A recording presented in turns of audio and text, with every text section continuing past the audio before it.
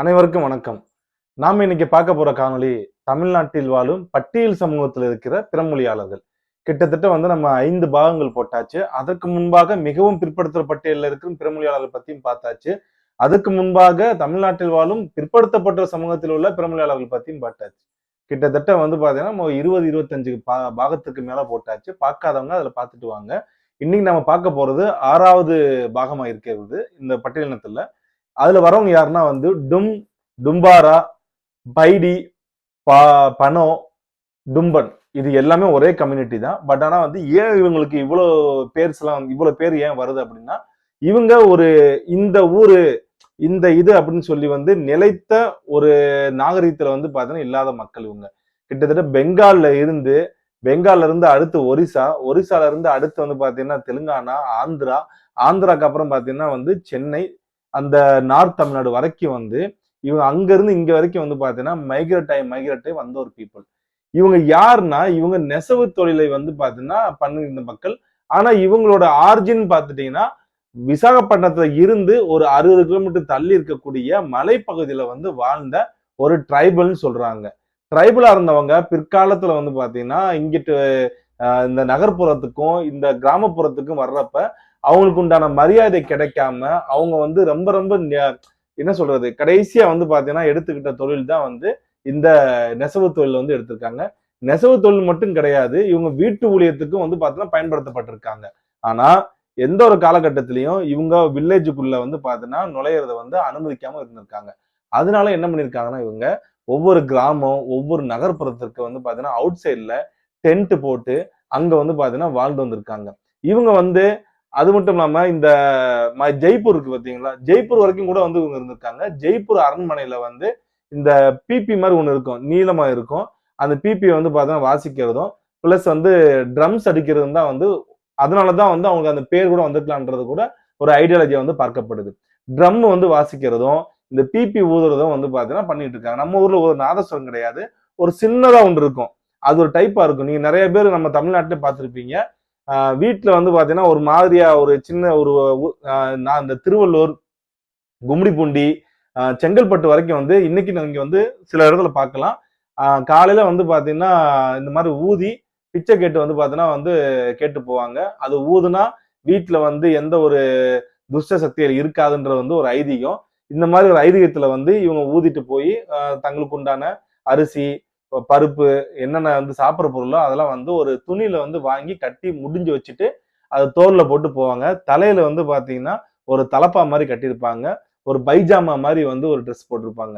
இன்னைக்கு பாத்தீங்கன்னா செங்கல்பட்டு பகுதியிலையும் திருவள்ளூர் பகுதியிலையும் பிளஸ் பாத்தீங்கன்னா காஞ்சிபுரம் பகுதியிலையும் நீங்க இந்த மாதிரி ஆட்கள் விற்கதை நிறையவே பார்க்கலாம். அதே மாதிரி ஊருக்கு ஒதுக்குப்புறமாக இன்றைக்கும் டென்ட் போட்டு பாத்தீங்கன்னா வாழ்ந்து கொண்டிருக்கிறாங்க. இவங்க பட்டியல் சமூகத்துல இங்க இருக்கிற மக்களோட பாத்தீங்கன்னா இடஒதுக்கீடு அனுபவிச்சுட்டு இருக்காங்க. அது மட்டும் இல்லாம இவங்கள பெரும்பாலான பிரிட்டிஷ் கட்டாயத்துல பாத்தீங்கன்னா பெரும்பாலும் அக்ரிகல்ச்சர் லேபரா பாத்தீங்கன்னா பயன்படுத்த ஆரம்பிச்சிருக்காங்க. அதாவது ஒரு ட்ரைபல், அவங்க காட்டுல பாத்தீங்கன்னா வாழ்ந்துட்டு இருந்த ஒரு மக்கள். ஆனா காட்டுல பாத்தீங்கன்னா ஃபாரஸ்ட் ஆக்ட் நம்ம ஏற்கனவே பார்த்திருப்போம். ஃபாரஸ்ட் ஆக்ட்னால ஏகப்பட்ட பேர் பாத்தீங்கன்னா இந்தியாவில இருக்கிற கிட்டத்தட்ட 80% பழங்குடிகள், 80% 90% பழங்குடிகள் டோட்டலாவே தங்களோட வாழ்வாதாரத்தை இழந்து அவங்க வில்லேஜ் கிராமங்களை நம்பியும் நகரங்களை நம்பியும் கடைசி எந்த வழியும் கிடைக்காம பிச்சை எடுக்கிற அளவுக்கு கொண்டு போய் விட்டுருக்கிறது தான் இந்த ஃபாரஸ்ட் ஆக்ட் பிரிட்டிஷ்காரனால கொண்டு வரப்பட்டது. அதுல இன்னைக்கும் ட்ரைபல் வாழ்றாங்களே, அவங்களாம் எப்படி வாழ்றாங்க அப்படின்னு பார்த்தா அதெல்லாம் இவங்கனால, அதாவது பிரிட்டிஷ்காரனால போக முடியாத அடர்ந்த வனப்பகுதி. ரொம்ப ரொம்ப இந்தியாவில இன்னைக்கும் பாத்தீங்கன்னா மனிதர்களுடைய கால்படாத அடர்ந்த வனப்பகுதியில இன்னும் கால்படுது, இன்னும் வாழ்ந்துகிட்டு தான் இருக்காங்க. அங்க மக்கள் பாத்தீங்கன்னா நமக்கு தெரியாம சில மக்கள் வாழ்ந்துகிட்டு தான் இருக்காங்க. பட் இருந்தாலும் அந்த மாதிரி இடத்துல, அதாவது பிரிட்டிஷ்காரனாலையும் இந்த நவீன தொழில்நுட்பத்தை பயன்படுத்தி போக முடியாத இடங்கள்ல வாழ்ற மக்களை மட்டும் அந்த ஃபாரஸ்ட் ஆக்ட் பாத்தீங்கன்னா விட்டு வச்சுச்சு. அந்த விட்டு வச்ச எச்சங்கள் தான் மிச்சங்கள் தான் இன்றைக்கு நம்ம பார்க்கக்கூடிய பழங்குடி மக்கள் வாழ்ந்துகிட்டு இருக்காங்க.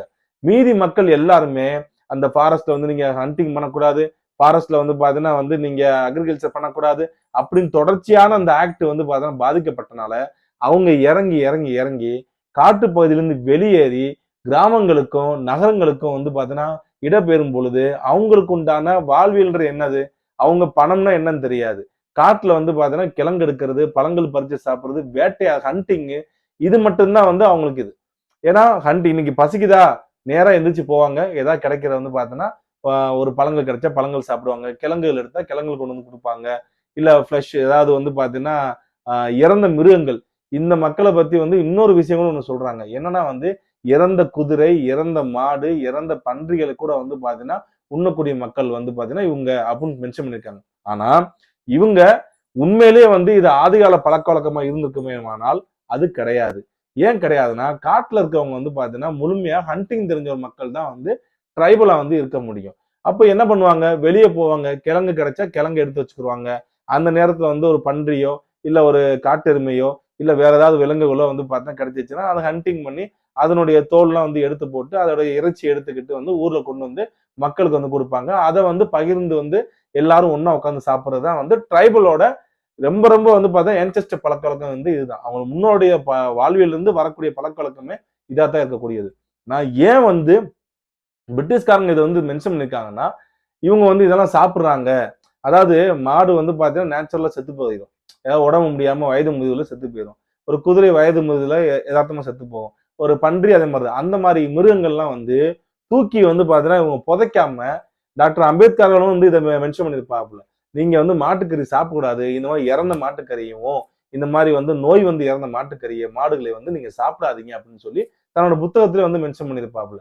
அதை கூட தவறா புரிஞ்சுக்கிட்டு அம்பேத்கரே சொல்லிட்டாரு மாட்டுக்கறியை வந்து பாத்தீங்கன்னா பறையர்லாம் சாப்பிடாதீங்கன்னு சொல்லி பிரச்சாரம் பண்ணாங்க. ஆனா அம்பேத்கர் சொன்னது எப்படின்னா இந்த மாதிரி இது ஒரு பண்ணையார் இருப்பாப்புல, அந்த மாடு வந்து பசுமாடையும் அந்த காளை மாடையும் வந்து பாத்தீங்கன்னா ரொம்ப நாள் வச்சிருந்திருப்பாப்புல. அவர் வந்து அதை உண்டான உழைப்பு புறம் எடுத்திருப்பாப்புல. கடைசியா நோய் வந்தோ இல்ல வயது வந்தோ செத்து போயிடும். இறந்த மாட்டை வந்து பாத்தீங்கன்னா வந்து பண்ணைய வேலை செய்கின்ற இந்த பட்டியல் சமூக மக்களுக்கு வந்து கொடுத்துருவாங்க. இதை கொண்டு போய் புதைங்க இல்ல சாப்பிட்டுருங்க. இவங்க கொண்டு போய் அதை சாப்பிட்டு அதை வந்து வாழ்ந்துகிட்டு இருக்காங்க. அதைத்தான் வந்து இவங்க வந்து ஃபாலோ பண்ணியிருக்காங்க. குதிரை கறிலாம் வந்து சாப்பிட்டுருக்காங்க. இறந்த பன்றி கறி. இந்த மாதிரி இந்த நிலைமைக்கு வந்து பாத்தீங்கன்னா அந்த மக்கள் காட்டை விட்டு வெளியே வந்த ஒரே காரணத்துக்காக இது இந்த மாதிரி ஆகுது. எப்படி வந்து முதலைக்கு வந்து தண்ணீர் பலமோ, சிங்கத்திற்கு காடு பலமோ, மாட்டிற்கு வந்து கொம்பு பலமோ, அத மாதிரி ஒவ்வொருத்தவங்களுக்கும் மனிதர்களுக்கு வந்து தாங்கள் சார்ந்த வாழ்வியல் தான் வந்து முக்கியமானது. தங்கள் சார்ந்த வாழ்வியலும் வாழ்வியல் சார்ந்த இடமும் தான் முக்கியம். வாழ்வியல் இடம் இழந்து போனால் வாழ்வியல் போயிடும்.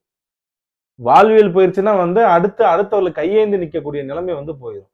அந்த மாதிரிதான் இந்த மக்கள் வந்து ரொம்ப வந்து பாத்தீங்கன்னா பாதிக்கப்பட்டு தமிழ்நாட்டுல கூட வந்து நம்ம இவங்களை எப்படி பிரிச்சிருக்கோம்னா வந்து மினிகானி, கொப்ரிகா, ஒடியா, சொபலா ரஷ்யா, மாதிரியா, மாந்திரியா, ஆந்திரியா அப்படின்னு சொல்லி வந்து நிறைய இதுலயே வந்து பாத்தீங்கன்னா ஒடியாலாம் சொல்லி, அதாவது ஒரிசாக்காரன்ற மாதிரி வந்து பாத்தீங்கன்னா இவங்க வந்து பல பிரிவா வந்து பார்த்தா பிரிஞ்சுக்காங்க. மாந்திரியான்னு சொல்லி எல்லாம் கூப்பிட்டுருக்காங்க. ஏன்னா வந்து இவங்க இந்த நைட் நேரத்துலயும் சரி இந்த குறி சொல்றது இந்த மாதிரி விஷயங்கள்லாம் வந்து கொஞ்சம் கொஞ்சம் பண்றவங்களா தான் வந்து இந்த கம்யூனிட்டி வந்து பார்த்தோன்னா பார்க்கப்படுது.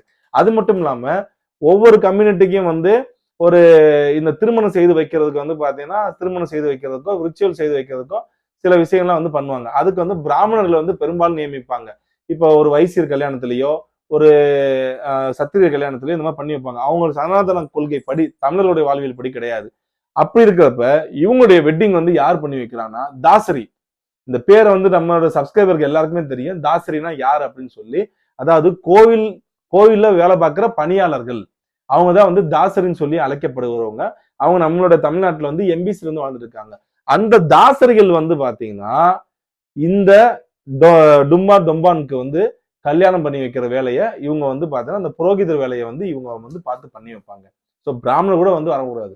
அது மட்டும் இல்லாம பிராமணர்களுக்கும் இவங்களுக்கும் ஏளான பொருத்தம். ஏன்னா அவர்களுடைய எப்படி சனாதன கொள்கை வந்து முழுமையாக பயன்படுத்தப்படுமோ பட்டியல் சமூகத்திற்கு, அதே மாதிரிதான் இவங்களுக்கும் வந்து பாத்தீங்கன்னா நடைபெற்றிருக்கு. அது மட்டும் இல்லாம நிறைய அரண்மனைகள், நிறைய வீடுகள், அதாவது பண்ணையார் வீடுகள்ல வந்து குதிரையை வந்து பராமரிக்கிற வேலையும் இவங்களுக்கு கொடுத்துருக்காங்க. ஜெய்ப்பூர்ல கூட வந்து பாத்தீங்கன்னா குதிரையை பராமரிக்க வேலை கொடுத்துருக்காங்க. பிரிட்டிஷ்காரங்களும் வந்து பாத்தீங்கன்னா இந்த குதிரையில வந்து பராமரிக்கிறதுக்கு இந்த மக்களை வந்து பாத்தீங்கன்னா ஈடுபடுத்தியிருக்காங்க. அது மட்டும் இல்லாம மேக்சிமம் பாத்தீங்கன்னா வந்து இவங்க இந்த பெங்காலு, பேகர்ன்ற கம்யூனிட்டி, பெங்காலிஸ் இவங்களோட மிக்சர் கம்யூனிட்டியா தான் பாக்குறாங்க. இவங்க அந்தந்த கம்யூனிட்டியில வந்து விளிம்புநிலை மக்களாக இருந்தவங்க தான் வந்து இவங்க பார்க்கப்படுறாங்க. இவங்களுக்குன்னு வந்து பாத்தீங்கன்னா வந்து ஒரு தனித்த சுய அடையாளம்ன்றது ரொம்ப ரொம்ப கம்மியா இருக்கு. இவங்க வந்து சித்ரா பௌர்ணமி அன்னைக்கு ஒரு கடவுள் வந்து கலுகான்னு சொல்லி வந்து ஒரு கடவுளை வந்து பாத்தீங்கன்னா வழிபடுறாங்க. சித்ரா பௌர்ணமி அன்னைக்கு மட்டும்தான் வந்து இதை வந்து வழிபடுறாங்க. சித்ரா பௌர்ணமி என்பது வந்து பாத்தீங்கன்னா தமிழர்களுடைய வந்து வாழ்வியல்லயே வந்து அது வந்து பரவலா பார்க்கப்படுகிறது. இருந்தாலும் இவங்களும் வந்து பாத்தீங்கன்னா அதை ஃபாலோ பண்றாங்க. எது எப்படி இருந்தாலும் இவங்க விசாகப்பட்டினத்தோட ஜெயில வந்து பாத்தீங்கன்னா நூற்றுக்கணக்கான மக்கள் வந்து 1875 85 காலகட்டங்களில் வந்து சிறையில் வந்து அதிகமாகவே இருந்திருக்காங்க. இவங்க வந்து ஒரு அரகன் தீவ்ஸ், அதாவது வந்து பாத்தீங்கன்னா ரொம்ப முழுமையான குற்றவாளிகள் அப்படின்னு சொல்லி வந்து பிரிட்டிஷாரால குற்றம் வந்து சுமத்தப்பட்ட ஒரு கம்யூனிட்டி. நல்லா யோசித்து பாருங்களேன். காட்டுல உன் இடத்துல நீ இருக்கக்கூடாது, உன்னோட வாழ்வியல் நீ வாழக்கூடாது. ஆனா வந்து பாத்தீங்கன்னா நீ வந்து குற்றம் வந்து பாத்தீங்கன்னா செய்யறவன்னு சொல்லி அவங்க முதுகுல வந்து பாத்தீங்கன்னா இந்த குற்றம் செய்யப்படுறவங்க அப்படின்னு சொல்லி வந்து குத்தப்பட்ட ஒரு கம்யூனிட்டியா தான் வந்து இவங்க இருந்திருக்காங்க. அதுக்கு விசாகப்பட்டினம் ஜெயிலே வந்து இவங்களுடைய கம்யூனிட்டி வந்து தனியா பிரிச்சு இத்தனை 100 பேர் இருக்காங்கன்னு சொல்லி வந்து கணக்கும் கொடுத்திருக்காங்க. எது எப்படி இருந்தாலும் நம்மளுடைய வாழ்வியல் இடத்தை விட்டு நம்ம வெளியேறுமானால், நம்மளுடைய வாழ்வியலை விட்டு வெளியேறுமானால், இன்னொருத்தரை நம்பி போகுமேயானால், நம்மளுடைய வாழ்வியலானது எதிர்காலத்தில் எப்படி இருக்கு என்பதற்கு அகச்சிறந்த உதாரணம் தான் இந்த டும்பாரா அப்படின்ற கம்யூனிட்டியே. நன்றி, வணக்கம். எத்தனை நிமிஷம்?